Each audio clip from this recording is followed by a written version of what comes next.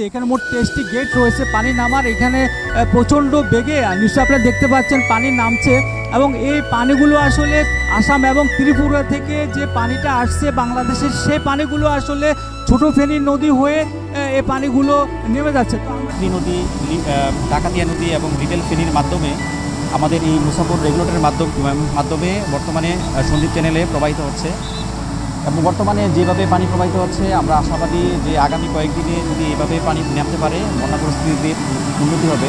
এখানে আপনাকে অবগতির জন্য জানাচ্ছি যে বিগত কয়েকদিন সমুদ্রে আপনার পূর্ণিমা এবং সিগন্যাল থাকায় স্বাভাবিক জোয়ারের চেয়ে স্বাভাবিক জোয়ারকে প্রায় 5 ফিট উচ্চতায় জোয়ার হচ্ছিল। ফলে আমরা যে এই পানিটা নামার জন্য ড্রেন আউট হওয়ার যে ইফেক্টিভ টাইমটা মোটামুটি 15 থেকে 16 ঘন্টা পাচ্ছিলাম।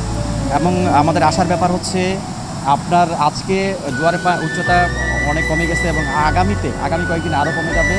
আমরা আশাবাদী যে আগামী কয়েকদিনে আমরা আরও বেশি সময় পাবো ড্রেন আউট হওয়ার জন্য এবং উজানের এই পানিটা যদি নামতে পারে আশা করা যাচ্ছে আগামী কয়েকদিনে উজানের দাগনভূঞা, ফেনী সদর, 14 গ্রাম সহ নোয়াখালী এলাকার বন্যা পরিস্থিতির উন্নতি হবে। ধন্যবাদ।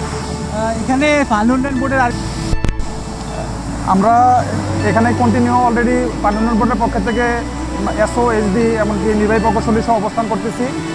যে কোনো পরিস্থিতি মোকাবেলার জন্য আমরা ইনশাল্লাহ প্রস্তুত।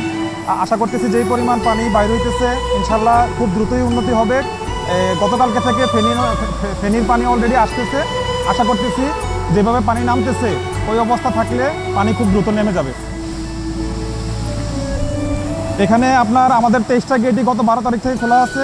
23টা গেট দিয়ে প্রতি সেকেন্ডে 750 ঘনমিটার পানি বাইর হচ্ছে।